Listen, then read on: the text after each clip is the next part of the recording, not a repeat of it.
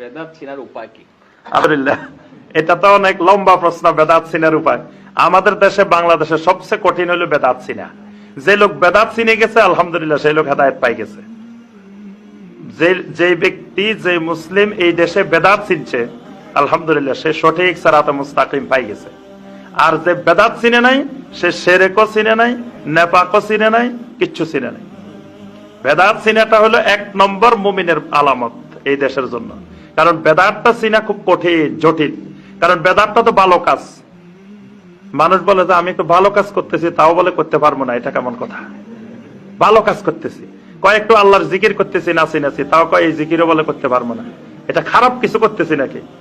আবার দেখবেন অনেকে বার্থডে পালন করে, তো বার্থডে তো অনেকে কেক কাটে, এটা করে সেটা করে। কিছু লোক বাইরে এখন বার্থডের দিন মিলাদ পড়ায়, বার্থডের দিন ওই কোরআন খতম করায়, বার্থডের দিন একটু হুজুরদেরকে দাওয়াত দেয়।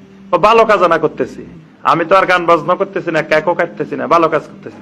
কিন্তু ভালো কাজটা যে গুনাহ, এইটা বোঝানো সমাজে জটিল। একটা প্রসিদ্ধ হাদিস, 3 জন সাহাবী নবী সাল্লাল্লাহু আলাইহি ওয়াসাল্লামের কাছে আসছেন, এই নবী সাল্লাল্লাহু আলাইহি ওয়াসাল্লামের স্ত্রীদের কাছে আসছেন। এসে বলছেন যে নবী সাল্লাল্লাহু আলাইহি ওয়াসাল্লামের ইবাদতগুলো আমাদেরকে বলেন। নবী সাল্লাল্লাহু আলাইহি ওয়াসাল্লামের স্ত্রীরা বর্ণনা দিলেন, দেওয়ার পরে বললো যে এত অল্প ইবাদত। তো আবার একজন আরেকজনের কয় শুনো, নবী সাল্লাল্লাহু আলাইহি ওয়াসাল্লাম অল্প ইবাদত করলে অসুবিধা নাই, কারণ আল্লাহ পাক তার অতীতের পিছনে সব গুনাহ মাফ করে দিয়েছেন। আমাদের তো গুনাহ মাফ করেন নাই, তাহলে আমরা ইবাদত করতে হইব নবীর থেকে বেশি। এজন্য একজন বলতেছে আজকে থেকে সারা রাত ঘুমাবো না, খালি ইবাদত করবো। আরেকজন বলতেছে আজকে থেকে সারা জীবন খালি রোজা রাখবো। আরেকজন বলতেছে জীবনে বিয়ে শাদী করবো না, খালি আল্লাহর ইবাদত করবো, জিহাদ করবো, ইবাদত বন্দেগী করবো। তিনটাই কিন্তু খুব ভালো কাজ, কোনটা কিন্তু খারাপ কাজ না। কিন্তু নবী সাল্লাল্লাহু আলাইহি ওয়াসাল্লাম শুনে কি বলছেন? ওয়াল্লাহি ইন্নী লা আখশাকুম লিল্লাহ ওয়া আতকাকুম লাহু, আল্লাহর কসম আমি এই জমিনে সবচেয়ে বড় মুত্তাকি, সবচেয়ে বড় আল্লাহকে বেশি ভয় করি। আমার থেকে কেউ আল্লাহকে বেশি ভয় জমিনে করতেও পারে না, কিয়ামত পর্যন্ত পারবেও না। কিন্তু আমি রাসূল রাত্রে ঘুমাইও ইবাদত করি, আমি রাসূল রোজা রাখিও, ছেড়েও দিই, আমি রাসূল বিয়ে শাদীও করছি, আমার ছেলে মেয়ে আছে, স্ত্রী আছে, সব আছে। ফামান রাগিবা আন সুন্নতি ফালাইসা মিন্নি, আমার এই আদর্শ থেকে যে লোক বিচ্যুত হবে সে আমার উম্মতেরই অন্তর্ভুক্ত না। তাহলে এই 3 জন বেশি ইবাদত করতে যায়, উম্মতের বাইরে চলে যেতে লাগছিল। কি বলেন? বেশি আমল করতে যায়, সারা রাত নামাজ পড়তে যায়, তারপর সারা জীবন রোজা রাখতে যায়, বিয়ে শাদী বন্ধ করতে যায়, কাজগুলা খুব ভালো, কিন্তু নবী সাল্লাল্লাহু আলাইহি ওয়াসাল্লামের উম্মত থেকে বের হয়ে যাচ্ছে। তাহলে বোঝা যায় ভালো কাজ যেটাকে নবী সাল্লাল্লাহু আলাইহি ওয়াসাল্লাম, নবীর সাহাবীরা ভালো মনে করেন নাই, সেটাকে ভালো মনে করাটাই বেদাত। যদি আমি কোন কাজকে ভালো মনে করি যেটা নবী সাল্লাল্লাহু আলাইহি ওয়াসাল্লাম, নবীর সাহাবীরা করেন নাই, তার অর্থ হলো হয় নবী সাল্লাল্লাহু আলাইহি ওয়াসাল্লাম এটা যে ভালো এটা বুঝতে পারেন নাই, নাউজুবিল্লাহ, অথবা নবী সাল্লাল্লাহু আলাইহি ওয়াসাল্লাম ভালো বুঝতে পারছেন কিন্তু শিখাইতে ভুলে গেছেন। পরে মনে হয় আমাদের আল্লাহর ওলিদেরকে স্বপ্নে বলে দিছে, পরে মনে হয়েছে এই তো ওই বাংলাদেশের অমুক, আসলে তো আমি কথাটা বলে আসতে পারি নাই, তোমারে বলে দিচ্ছি, তুমি একটু সবাই বলে দিও। এরকম হয়? নাউজুবিল্লাহ। অথবা নবী সাল্লাল্লাহু আলাইহি ওয়াসাল্লাম তার দায়িত্ব পালনে খেয়ানত করছেন, নাউজুবিল্লাহ।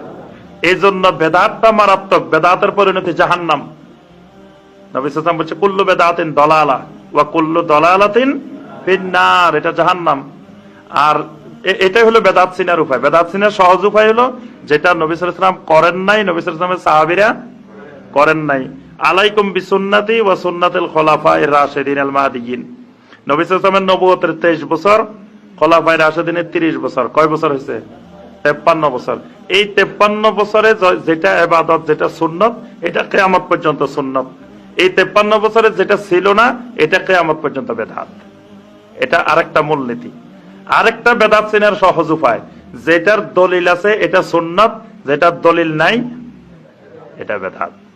এই জন্য অনেকে বলে যে বেদাতের দলিল চায়, অনেকে বলে যে এটা যে বেদাত কই পাইছো দেখাই যাও, এটা কই পাইছো, এটা বেদাত।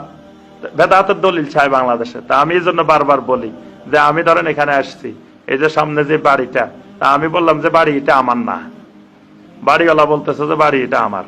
তা আপনারা সবাই মিলে আমাকে ধরলেন যে শায়েখ বাড়ি এটা যে আপনার না, এটা দলিল দেখাই যান।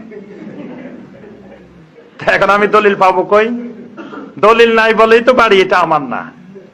যদি বলেন যে বাড়ি এটা যে আপনার না, এটা দলিল দেখা যেতে হইব, তাই আমি দলিল পাবো কই? দলিল নাই বলেই তো আমি বলতেছি ভাই বাড়ি এটা আমার না। যার বাড়ি সে দলিল দেখাবে, তার কাছে দলিল আছে বলে বাড়ি এটা তার, আমার কাছে দলিল নাই বলে বাড়ি এটা আমার না। তাহলে দলিল দেখাবে কে? যিনি বাড়ির দাবি করছেন তিনি দলিল দেখাইবেন, যিনি বলবেন যে এটা ইবাদত এটা সুন্নত উনি দলিল দেখাইবেন। যেমন ধরেন আমি কয়েকটা বলি, এটা লম্বা হয়ে যাচ্ছে প্রশ্ন।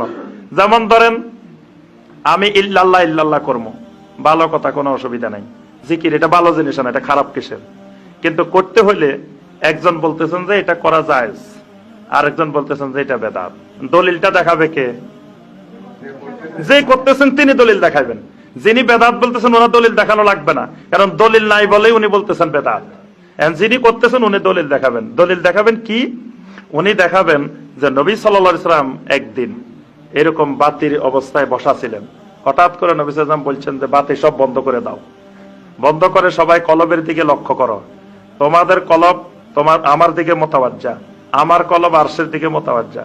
এইভাবে করে নবী সাল্লাল্লাহু আলাইহি ওয়াসাল্লাম বাতি বন্ধ করে বলছেন যে এই দিক থেকে টান দিবা, এদিক থেকে ধাক্কা মারবা, কলব পরিষ্কার হয়ে যাবে।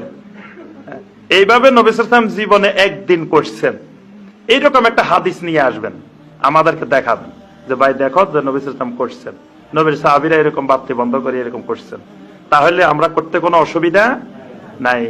কিন্তু যদি আপনি দলিল দেন, যে দলিল যদি এরকম হয় যে যেই লোক বলবে ইল্লাল্লাহ জিকির জায়েজ নাই, তার নামের আগে মাওলানা লেখা জায়েজ নাই, এটা কি দলিল না দলিলের মাথা? এটা কি হইল? আরেকজন কয় আল্লাহ বলছে ওয়ামাই ইয়াগফিরু যুনুবা ইল্লাল্লাহ, আল্লাহ তো কোরআনে বলছে ওয়ামাই ইয়াগফিরু যুনুবা ইল্লাল্লাহ। কোন জাহেলের দেশে আমরা বসবাস করি? কোরআন কি বলতেছে? এটা কি ইল্লাল্লাহ জিকিরের দলিল? আরেকজন বলতেছে ইল্লাল ইসখির, কয় নবী সাল্লাল্লাহু আলাইহি ওয়াসাল্লাম বলছেন মক্কার সব গাছ সব কাটি ফেলো, সাহাবায়ে কেরাম বলছে ইল্লাল ইসখির, ইয়া রাসূলুল্লাহ ইসখিরটা আমাদের দরকার, এটা কাটা যাবে না। তো সাহাবায়ে কেরাম ইল্লাল ইসখির কইছে, ইল্লাল ইসখিরের সাথে ইল্লাল্লাহর কি সম্পর্ক? আরেকজন দলিল দিয়ে কয় এটা আরবি ব্যাকরণের দৃষ্টিতে ঠিক আছে। তা আমরা তো বলি না ভাই এটা আপনার আরবি ব্যাকরণে ভুল হয়েছে, এটা বলছেন। আরবি ব্যাকরণ তো শরীয়তের দলিল না, শরীয়তের দলিল হলো সুন্নত হলো আমার নবী করছেন কিনা, নবীর সাহাবীরা করছেন কিনা। আপনি তো দলিল দেখাবেন সেটা, এখন দলিল তো নাই, কিন্তু জোর করে এটাকে জায়েজ বানাইতে হইব।